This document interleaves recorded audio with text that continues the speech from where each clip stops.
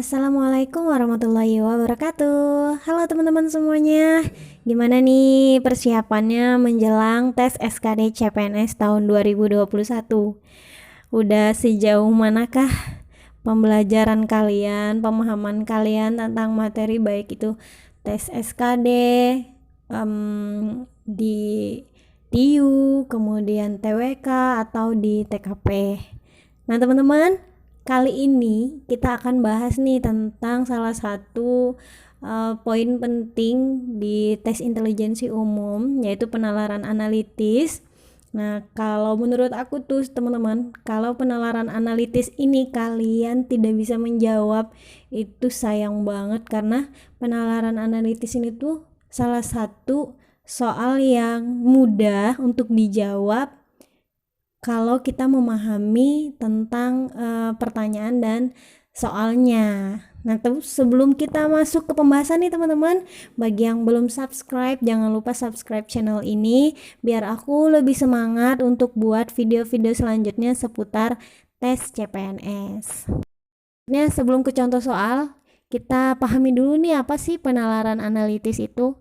Nah, jadi teman-teman, penalaran analitis itu bentuk soal pertanyaannya itu panjang, kemudian untuk satu teks itu bisa menjadi beberapa pertanyaan.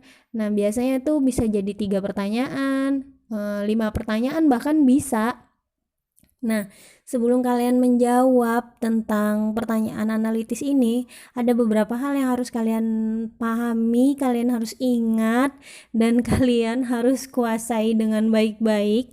Yang pertama itu, untuk setiap poin, kalian harus buat simbol-simbolnya, biar kalian paham gitu. Karena kadang juga kadang soalnya itu suka mengecoh tuh teman-teman. Kemudian yang kedua, fokus pada pernyataan yang pasti-pasti dulu, baru ke pernyataan yang clue-nya masih 50-50 atau masih mungkin. Jadi cari dulu pada pernyataan yang pasti. Kemudian yang ketiga, ingat kegunaan simbol besar dari, kecil dari. Nah, itu ya teman-teman. Oke, kita langsung masuk saja ke soal yang pertama. Nah, soal yang pertama, Dika lebih tua dari Diki. Dani lebih muda dari Adi. Ali lebih muda dari Diki. Dika lebih muda dari Dani. Diki lebih tua dari Ali. Maka yang paling muda umurnya adalah. Nah, jadi kalau soal penalaran analitis itu biasanya teman-teman nama-nama orang yang ada dalam soal itu tuh hampir mirip. Jadi kita bisa dibuat bingung sama itu, makanya kalian harus benar-benar bisa membuat simbol tentang orang-orang yang ada dalam soal itu. Oke, nah di sini kita lihat dari pernyataan yang pertama, Dika lebih tua dari Diki. Kita simbolkan Dika dengan DKA, Diki dengan DKI.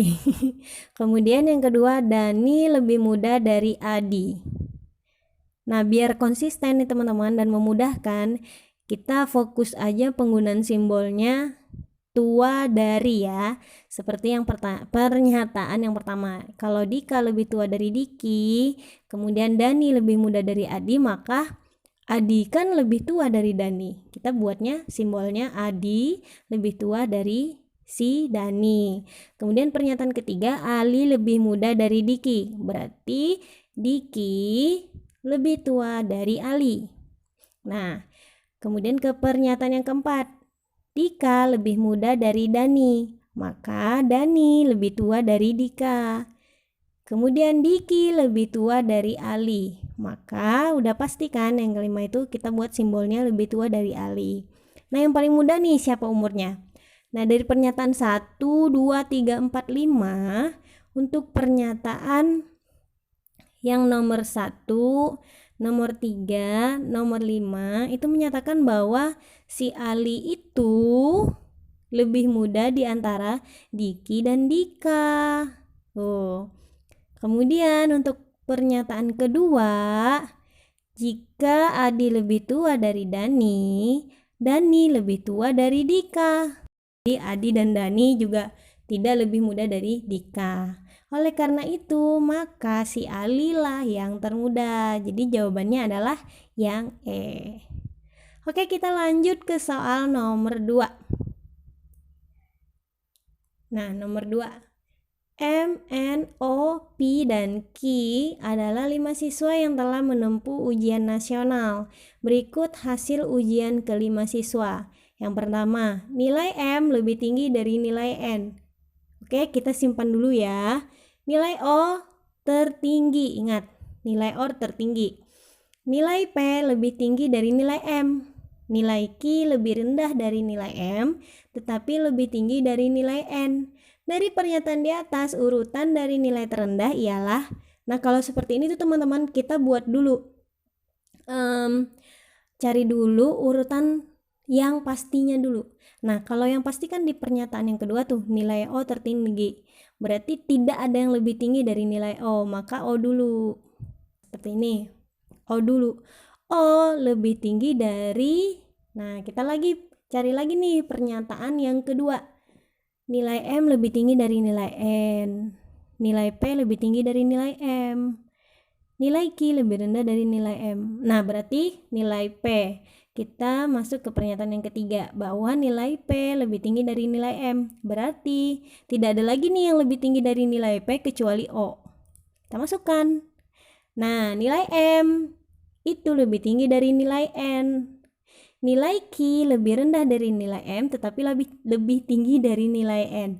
Nah, bisa jadi nih kan, N dan Q di posisi keempat atau di posisi kelima. Kita sudah baca di pernyataan ke-1 dan ke-4.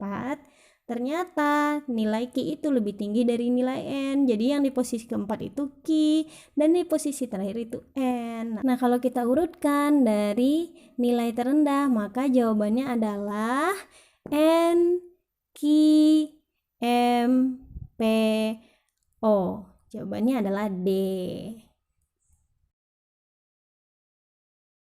Oke teman-teman, kita lanjut ke soal yang nomor 3.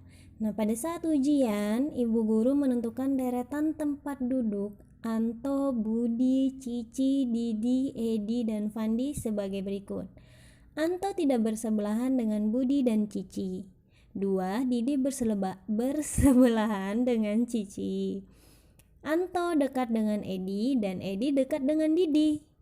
Budi di dekat Fandi dan Fandi bersebelahan dengan Anto. Cici berada pada urutan terakhir. Jadi urutan tempat duduk ke-6 anak adalah, nah kita buat dulu nih kayak seperti tabel tempat duduk. Oke, kita lihat dari 5 pernyataan, itu pernyataan yang pasti itu ada di pernyataan nomor 5. Cici berada pada urutan akhir, berarti tidak ada urutan terakhir selain Cici ya. Oke, Cici. Kita cari nih yang ada Cicinya lagi. Nomor 1, Anto tidak bersebelahan dengan Budi dan Cici, berarti di samping Cici nggak ada Anto ya. Didi bersebelahan dengan Cici, nah berarti kita tulis lagi Didi di samping Cici. Didi. Kita cari lagi yang ada dekat Didi. Anto dekat dengan Edi dan Edi dekat dengan Didi. Berarti setelah Didi di sampingnya ada Edi. Di samping Edi ada Anto. Kemudian kita cari yang ada nama Anto nih. Budi di dekat Fandi dan Fandi bersebelahan dengan Anto. Berarti setelah Anto ada Fandi. Dan setelah Fandi ada Budi. Nah, jadi teman-teman, urutan tempat duduk ke-6 anak ini adalah Budi, Fandi, Anto, Edi, Didi, dan Cici. Jadi jawabannya yang B. Paham ya sampai sini ya? Kita lanjut ke soal yang keempat. Setiap harinya di keluarga Nia, tugas mencuci piring dan memasak dilaksanakan 3 orang. Keluarga Nia terdiri dari 5 anggota, yaitu ayah, ibu, Nia, Budi, dan Tami. Ayah tidak bertugas pada hari Selasa, Rabu, dan Jumat. Ingat bahwa ayah tidak bertugas pada hari Selasa, Rabu, dan Jumat ya. Ibu tidak dapat bertugas pada hari Selasa dan Jumat. Nia hanya bisa bertugas pada hari Rabu dan Kamis. Budi hanya mencuci dan memasak pada hari Sabtu. Tami hanya membantu pada hari Kamis dan minggu pertama setiap bulannya. Jadi Tami ya masih jadi anak bawang, cuman bantu pada hari Kamis dan minggu pertama aja.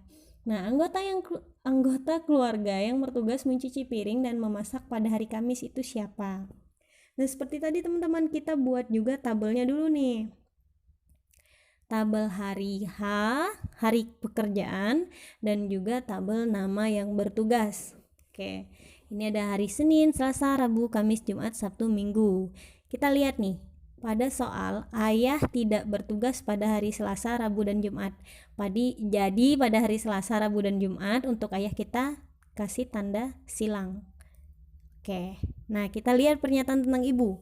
Ibu tidak dapat bertugas pada hari Selasa dan Jumat. Berarti untuk hari Selasa dan Jumat kita kasih silang nih di ibu. Nia hanya bisa bertugas pada hari Rabu dan Kamis. Jadi kita checklist pekerjaan di sini ya, hari Rabu dan Kamis. Oke, si Budi hanya mencuci dan memasak pada hari Sabtu. Berarti karena Budi laki-laki mungkin ya, jadi Budi hanya mau memasak pada hari Sabtu aja. Kita kasih tanda checklist dari Sabtu. Tami hanya membantu pada hari Kamis dan Minggu pertama setiap bulannya. Hari Kamis dan hari Minggu. Oke, yang ditanyakan adalah keluarga yang bertugas mencuci piring dan memasak pada hari Kamis. Nah, kan kalau dijawab seperti ini tuh bisa ayah, ibu, Nia, dan Tami. Tapi karena si Tami ini hanya memasak pada hari Kamis dan Minggu pertama saja, maka yang bertugas mencuci piring jawabannya adalah ayah, ibu, dan Nia. Jadi jawabannya yang C.